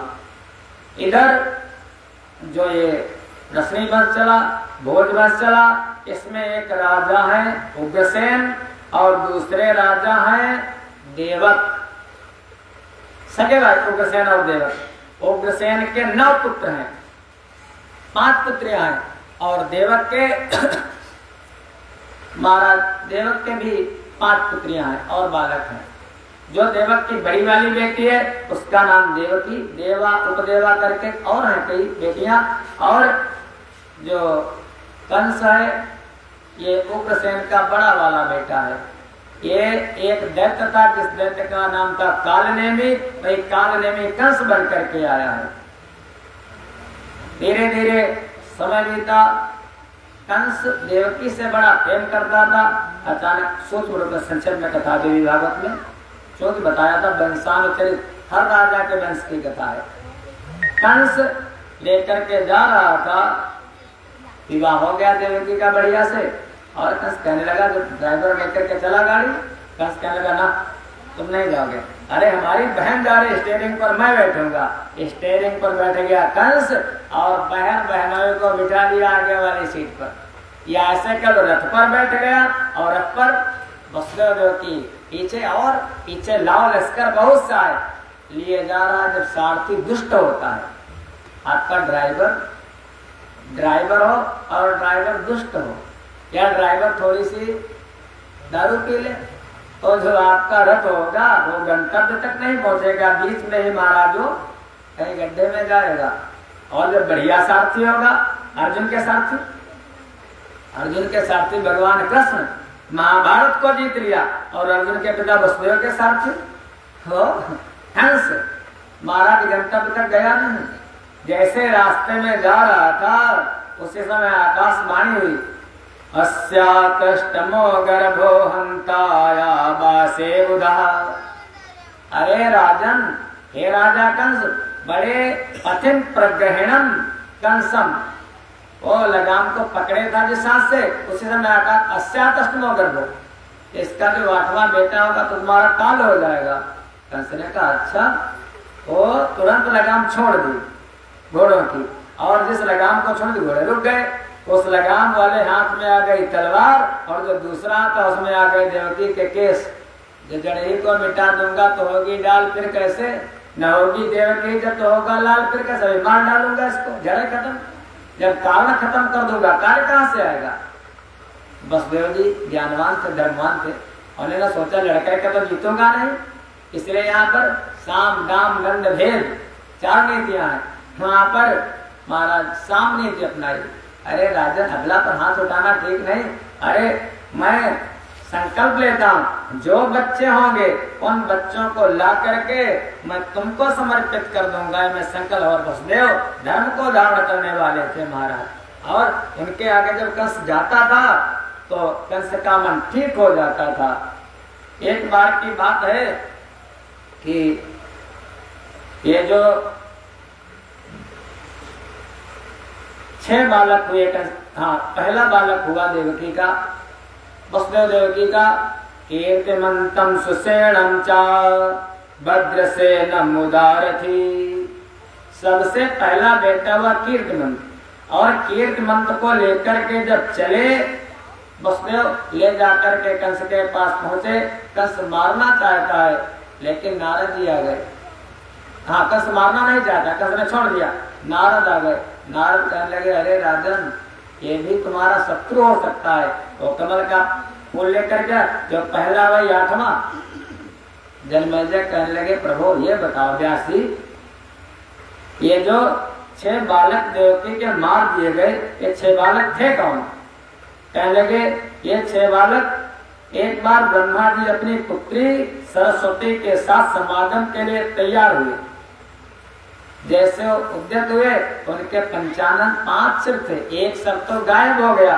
और वहीं पर ये जो 6 बालक थे पूर्णा के पुत्र, पूर्णा के गर्भ से अत्यंत बलशाली उत्पन्न हुए थे पुत्र, इन्होंने देखा और देख करके ब्रह्मा जी को हंस दिया। जब ब्रह्मा जी को देख करके हंस दिया, ब्रह्मा जी ने श्राप दे दिया, जाओ तुम सब दैत्यों में उत्पन्न हो। दैत्यों में वही 6 पुत्र काल नेम के पुत्र रूप में उत्पन्न हो गए। राजन, अगले जन्म में वे हिरण्यकश्यप के पुत्र हुए। उनका पूर्व ज्ञान भी बना हुआ था, अतः वे पूर्व साप से भयभीत होकर जन्म के समाहित चित्त हो शांत भाव से तप करने लगे। इससे ब्रह्मा जी ने अत्यधिक प्रसन्न होकर उन 6 को वरदान दे दिया। ब्रह्मा जी कहने लगे, महाभाग पुत्रों, मैंने क्रोध से तुमको श्राप तो दे दिया था, लेकिन अब जाओ तुम हमसे कोई वर मांग लो। उन्होंने कहा, प्रभु हमको ऐसा वर दीजिए पितामह, यदि आप हम पर प्रसन्न हैं तो यहाँ तक कोई सिद्ध गंधर्व किन्नर पुरुषों के द्वारा हमारा वध न हो। उन्होंने कहा, तथास्तु। उसके बाद हिरण्यकश्यप ने कहा, हिरण्यकश्यप क्रुद्धस्त्वा उवाच क्रुद्धः यस्माद् विज्ञाय मां पुत्रा तोषितो वै पितामह। हिरण्यकश्यप ने कहा, ब्रह्मा को तुमने प्रसन्न कर लिया, उनसे तुमने वरदान तो ले लिया, लेकिन अब तुम लोग पाताल लोक को चले जाओ। इस पृथ्वी पर तुम लोग सडगर्भ रूप से विख्यात होगे और बहुत वर्षों तक निद्रा के वशीभूत होकर रहोगे। उसके बाद क्रम से प्रतिवर्ष देवकी के गर्भ से उत्पन्न होते रहोगे। और पूर्व जन्म का तुम्हारा पिता कालनेम उस समय कंस नाम से उत्पन्न होगा, वह अत्यंत क्रूर होगा और तुम लोगों को उत्पन्न होते ही मार डालेगा। व्यास जी कहते, इस प्रकार हिरण्यकश्यप से शापित होकर वे क्रम से एक एक करके देव के गर्भ से आते रहे और कंस पूर्व साप से प्रेरित होकर उन सडगर्भ रूप देवकी के पुत्रों का वध करता रहा। और जो थे काल नेम के ही बेटे थे और उसी के द्वारा वो कंस के रूप में आया, उसी के द्वारा वो थे तो पूर्णा के पुत्र, बाद में काल नेम के, इसीलिए श्राप के द्वारा वो दोनों 6 मारे गए और उनका उद्धार हुआ। बाद में 7वें गर्भ में जघान देवकी पुत्रान सडगर्भा चापनोदिता शेषांसा सप्तमस्तत्र देवकी गर्भ संस्थिता। तत्पश्चात भगवान योग माया के बल से भगवान ने योग माया का आवाहन किया।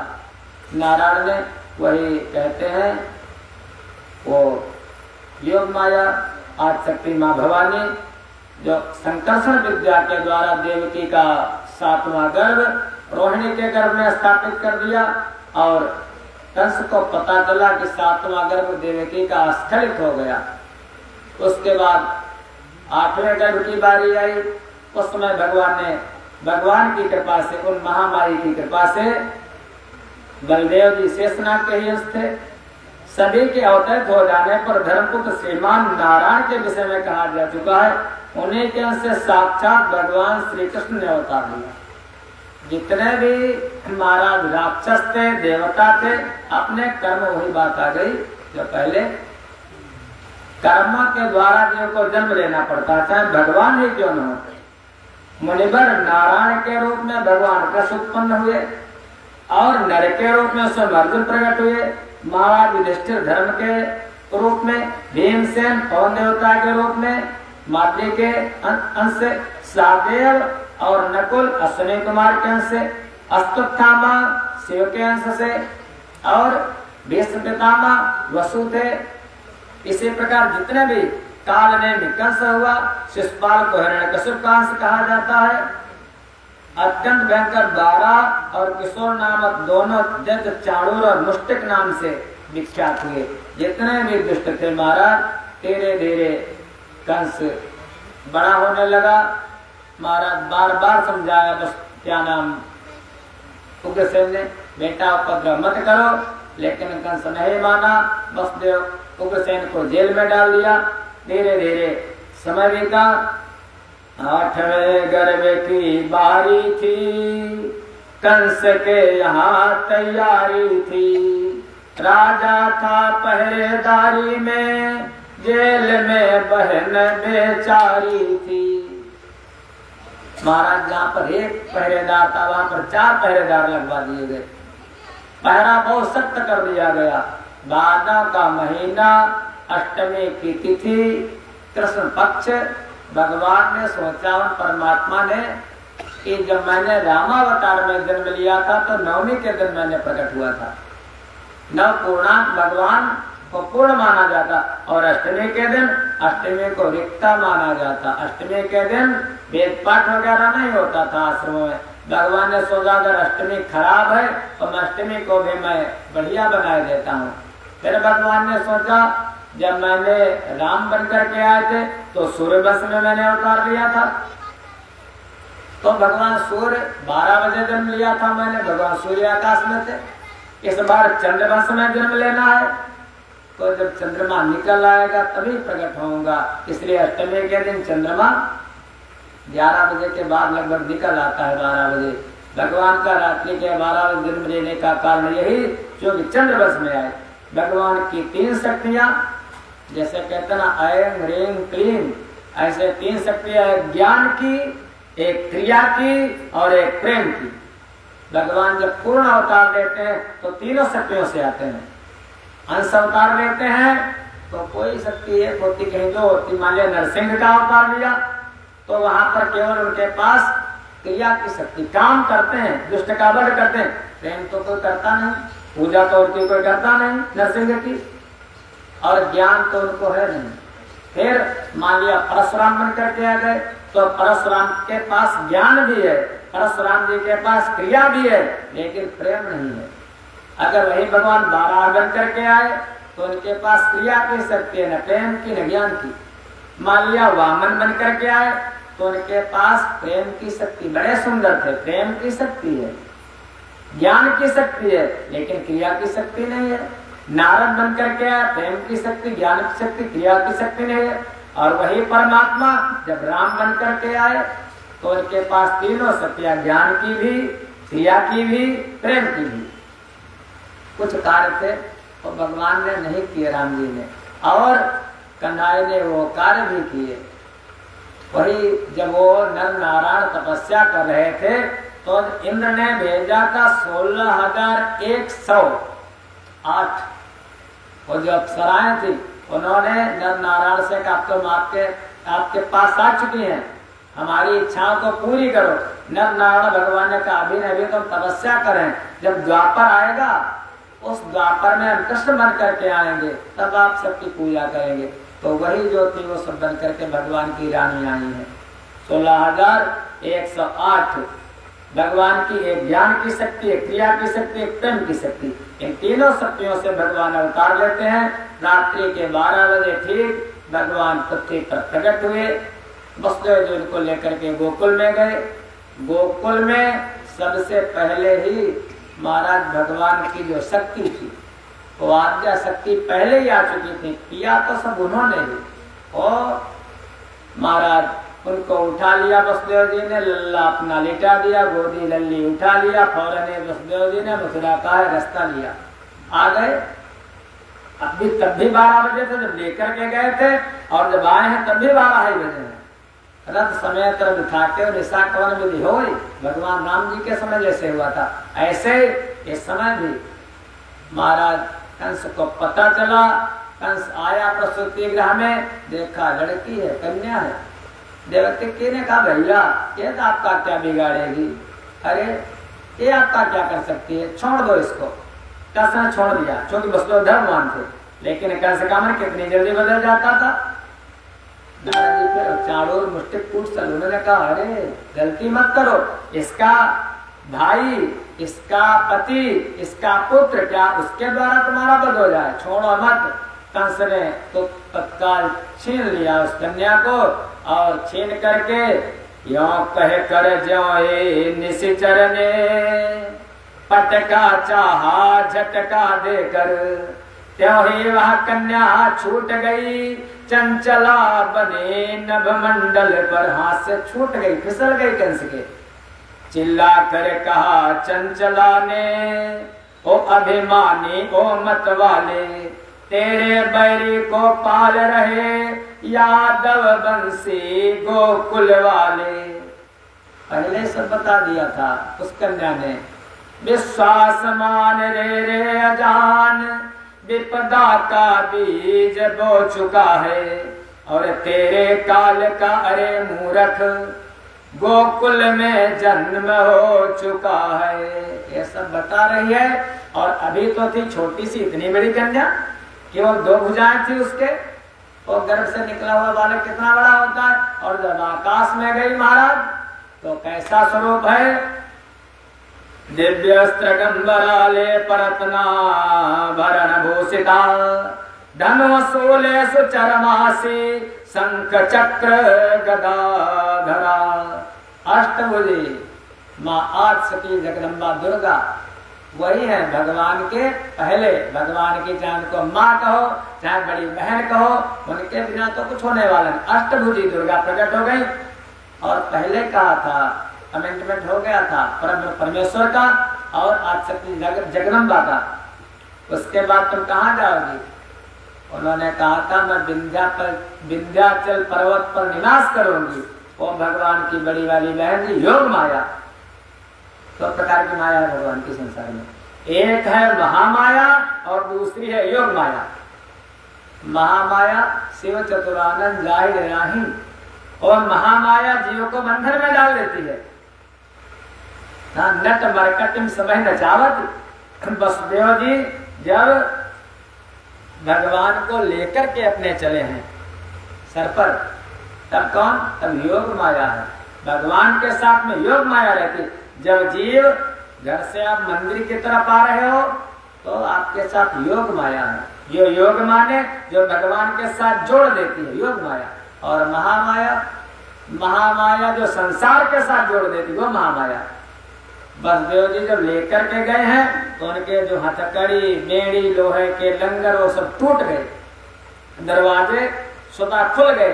जब योग माया होती है तो हमारे बंधन कट जाते हैं। और जब उधर से लेकर के महामाया को तो वसुदेव के सारे बंधन बंध गए।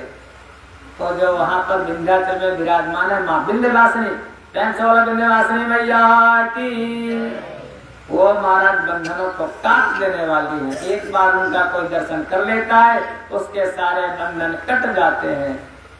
धीरे धीरे समय बीतने लगा, कन्हई बड़े हुए, बहुत सी अद्भुत बाल लीलाएं की माँ यशोदा से। बार बार ऐसी लीला करते हैं, लौट जाते हैं पृथ्वी पर। माँ दूध नहीं पीऊंगा, माता कहती है अरे लाला थोड़ा दूध पी ले, तेरी चोटी बढ़ेगी, तेरे बाल बढ़ेंगे। भागवत का विषय है महाराज, गोपिकाओं के यहाँ जरा जरा से मक्खन पर और भगवान तीनों लोकों के स्वामी जो सारी पृथ्वी को नचाते वो नाचते हैं। बहुत सी लीला बाल लीलाएं की। 11 वर्ष तक गोकुल में, उसके बाद 11 वर्ष के जब हो गए तब कन्हैया गोकुल से विदा हो जाते हैं। 11 वर्ष की अवस्था में उस काल नेमी का वध, कंस का वध कर दिया। फिर 17 बार आक्रमण करता है जरासंध। 14 वर्ष तक रहे मथुरा में। 14 वर्ष में 17 बार आक्रमण किया जरासंध ने। 18वीं बार जरासंध जीत गया। 11, 14, 25 वर्ष तो रहे यहाँ, और 25 वर्ष के बाद जब 18वीं बार जीत गया जरासंध तो भगवान ने समुद्र के बीच में एक पुरी बनाई, 64 योजन लंबी, 64 योजन चौड़ी। कितना विस्तार है। सोने का घर, जैसा राजा का घर वैसा ही प्रजा का घर, जैसा भगवान का घर वैसा ही सैनिक का घर। जब सुदामा जी गए थे, मीठी चका चौंध गई देखत सुवर्णमयी, एक से अनेक बने द्वारिका के भवन है, पूछे बिनु कहूं को काहू सोन कहत बात, देवता से ठाड़े सब साध साध मौन है।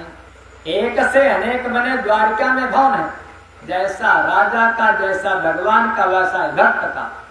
ऐसी पूरी बनवा दी।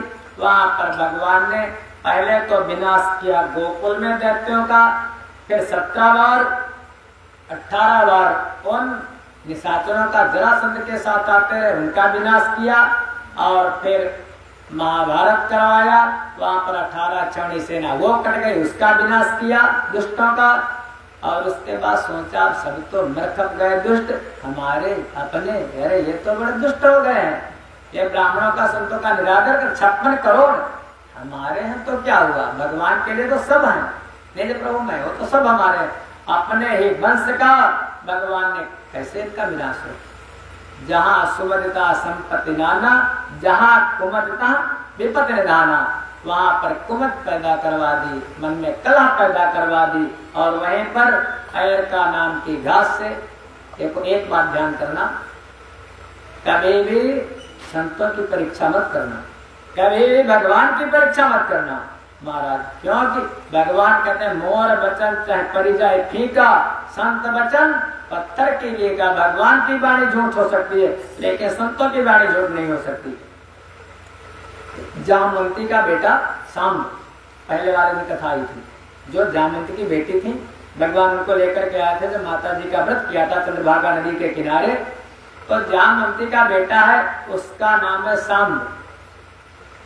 ये 56 करोड़ विरवंशी एक दिन चातुर्मास करने के लिए ऋषि लोग आए और समुद्र के किनारे रुक गए। फिर चातुर्मास करने के लिए यज्ञ में आए, चातुर्मास करने लगे। सांब को बढ़िया सी साड़ी पहने सबने मिल करके, बढ़िया लाली लिपस्टिक लगा दी, घूंघट निकलवा दी, आर्टिफिशियल बाल रख दिए और ले जा करके संतों के पास पहुंचे हुए। महाराज जी बाबा, कहने हाँ बेटा, कहने बताओ ये जो हमारा साथी है, ऋषिवर मेरे साथी किए ऐसी हालत मुद्दत से है, पेट पर थोड़ा बांध दिया कपड़ा, इसके पेट में बताओ तो लड़का है अथवा लड़की है, क्या है इसके पेट में, संत भगवान बताओ। उन्होंने कहा भैया चले जाते डॉक्टर साहब के पास, अल्ट्रासाउंड करवा लेते, पता चल जाता, सब हो जाता, पैसा खर्च करो सब हो जाएगा, बहुत पैसा तुम लोगों के पास है। उन्होंने कहा ना आप ही बताओ। अब वहां पर दुर्वासा भी है, व्यास भी है, अत्रि भी है, अंगिरा भी है, अगस्त गौतम, बहुत से ऋषि हैं महाराज भगवान के यहाँ, बहुत से ऋषि। कोई ये नहीं लिखा, लेकिन कोई एक संत बोला, कहने लगा एक बात है बेटा। कहने लगे क्या? कहने लगे ऋषिवर देव बोले बेटा बेटी दोनों का नहीं जा रहा है, हाँ मेरा ब्रह्म कह रहा है जो भी है काल तुम्हारा है। न बेटा न बेटी हमारा ध्यान करता जो तुम्हारा काल है। अरे महाराज जो दारू वारू पीते उतर गई, जैसे उसको लेकर के चले थोड़ी दूर, इतना बड़ा मूसल लोहे का उसके पेट से गिरा, बांधे थे कपड़ा और गिरा मूसल। तो कृष्ण को बताया क्या करूं, अगर भगवान को बताते तो सलूशन निकल आता, क्या करो? तो कृष्ण ने कहा इतने हो पूछने को क्या, घिस डालो, फेंक दो पत्थर पर। घिसा और समुद्र में फेंक दिया। एक घास उत्पन्न हो गई, एर का नाम की घास। एक बिल्कुल जरा सा विवाद हुआ, भोजन पर काहे के लिए समुद्र के किनारे से बाटी चोखा बना रहे थे और वहीं पर महाराज मोती धारा घास तैयार हो गया। उसी से एर का नाम की घास 56 करोड़ युगवंशी क्षण मात्र में वहीं पर धराशायी हो गए, कोई नहीं बचा। और बाद में वो तीनों लोगों के स्वामी जो आए हैं धरा पर, चाहे भगवान राम हो चाहे भगवान कृष्ण हो, जो शरीर धर करके आते हैं उनको जाना जरूर पड़ता है। जात से ध्रुव मृत्यु ध्रुवम जन्म मृत से जा। ऐसे उन महामाई की कृपा से ऐसे ऐसे सब हुआ। धीरे धीरे 2 बार माता जी का नाम लो, 5 मिनट और। दुर्गति नाशिनी दुर्गा जय जय,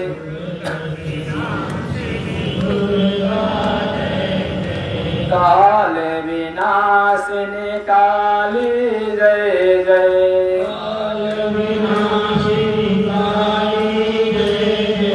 उमा रमा ब्रह्माणी जय जय,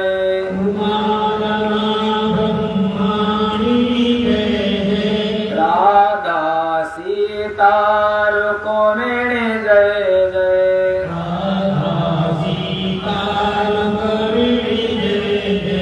राधा सीता रुक्मिणी जय जय,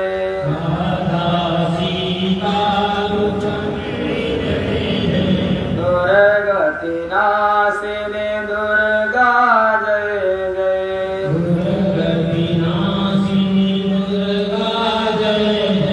काल विनाशिनी काली जय जय,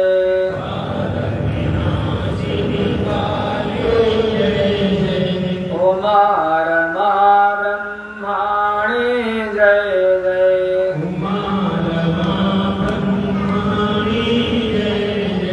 राधा सीता रुक्मिणी जय जय,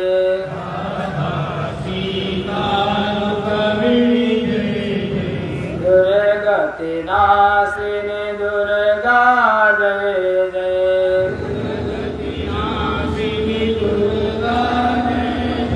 काल विनाशिनी काली जय जय,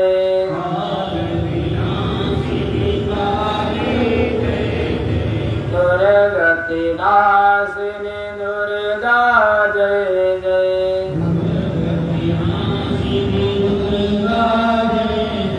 काल विनाशिनी काली जय जय,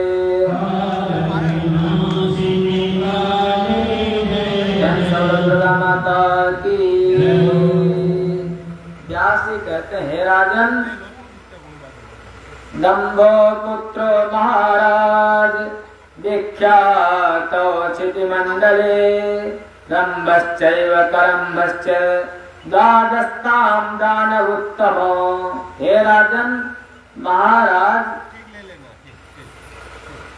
कश्यप जी की कई पत्नियां हैं।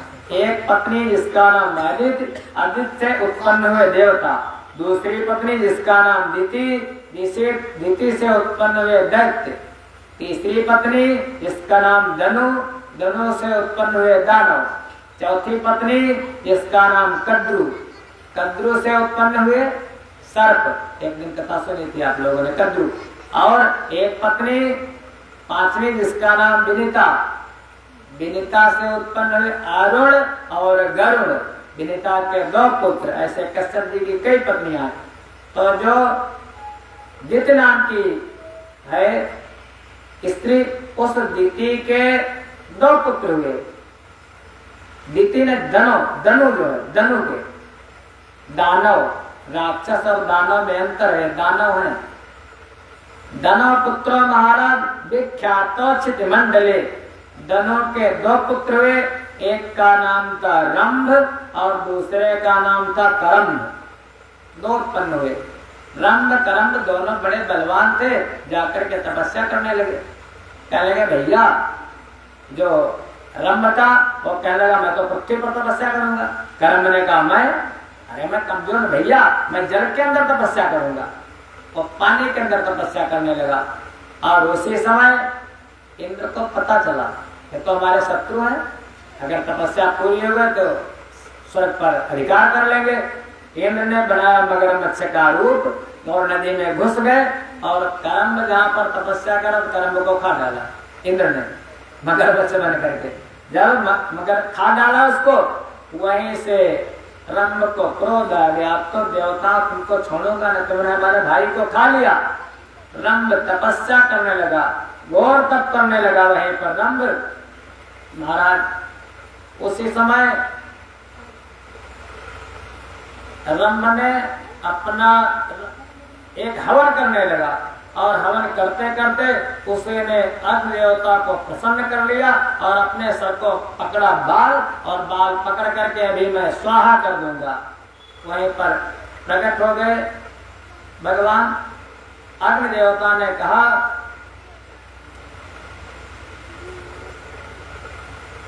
तुम्हारा मन जिस पर आ जाए, जिस भार्या पर उसके साथ तुम विवाह कर लेना। उसी समय कोई एक महिषी, अब महिषी कह लो या जैसे मान लिया किसी का नाम ही हो, वैसे तो एक कोई महिषी वहां पर भागती आई और महिषी को कोई दौड़ा रहा था पीछे से। वहीं पर वो महिषी आई, महिषी यक्षों से पुकार करने लगी और रंभ के साथ उस महिषी का विवाह हो गया। रंभ ने महिषी के साथ विवाह किया। बाद में उसी रंभ को यक्षों ने मार दिया। जब रंभ को यक्षों ने मार दिया तो महिषी थी, जो महिषी थी, महिषी भी उसने सोचा यहीं पर बुला करके अपने सहयोगियों को मैं भी सती हो जाऊंगी। और सती होने जैसे आग लगाई गई, चारों ओर से चिता बनाई गई और उसी पर उस रंभ का शव रखा गया। उसी पर वो भैंस सती होने के लिए महिषी बैठी और जैसे आग लगी महाराज, उसी से एक दैत्य उत्पन्न हो गया जिसका नाम पड़ा महिषासुर। महिषासुर नृपते मानी और तीनों लोकों पर तपस्या करके बहुत बलवान हो गया। और उसी महिषासुर का महाराज एक कोषाध्यक्ष हो गया, जिस कोषाध्यक्ष का नाम है ताम्र। उसी का एक मंत्री होगा जिसका नाम असिलोमा। उसी का एक सेनापति हो गया जिसका नाम चिक्षुर, एक उदर्क। ये सब दैत्य मिल करके महाराज महिषासुर के सब अधीन हो गए। देवता पराजित हो गए। नारायण के पास जाकर उनकी विनती करने लगे। सभी देवताओं ने मिल करके अपने अपने तेज को एकत्रित किया और उसी से महाराज उन सब देवताओं के तेज से तो आद्या शक्ति जगदम्बा की उत्पत्ति हुई। महाराज जो कहते हैं हम लोग बार बार दुर्गा की नासिनी दुर्गा जय जय, वाद शक्ति माँ भवानी वहीं से उत्पन्न हो गई। एक उसी के बाद उन्होंने उत्पन्न होकर के सभी की समझ से उन आद शक्ति भवानी ने उस महिषासुर का वध किया। महिषासुर नृपते मानी जय अगलाड़ मही कुलानी, महिषासुर का वध किया। आगे चल करके महाराज दो दत्त और हुए जिनका नाम था शुंभ और निशुंभ। उन्हीं के पास उन्हीं के सेना में एक था धूम्रलोचन। इस प्रकार से उन्हीं के सेना में चंड और मुंड। उनकी शक्ति कैसे महाराज माता जी के साथ लड़ाई हुई, कैसे माता जी ने सबका वध किया, इस पर हम लोग आज नहीं बल्कि कल विचार करेंगे। आज अपने समय के अनुसार वाणी को यहीं पर विराम देते हैं। कल हम लोग आगे माता जी के विभिन्न चरित्रों का श्रवण करेंगे। यहीं पर समय के अनुसार वाणी को विराम। आरती, आरती के बाद प्रसाद। बस एक बात यही समझ लो कि जो पहले शुरुआत की बात थी, क्योंकि ना भुक्तम छियते कर्म, कर्म हमारे बंधन का कारण है।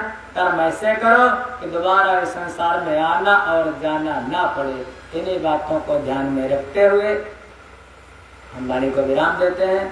ओम सर्वे भवन्तु सुखिनः, सर्वे सन्तु निरामया, सर्वे भद्राणि पश्यन्तु, मा कश्चित् दुःखभाग् भवेत्। ओम पूर्णमदः पूर्णमिदं पूर्णात् पूर्णमुदच्यते, पूर्णस्य पूर्णमादाय पूर्णमेवावशिष्यते।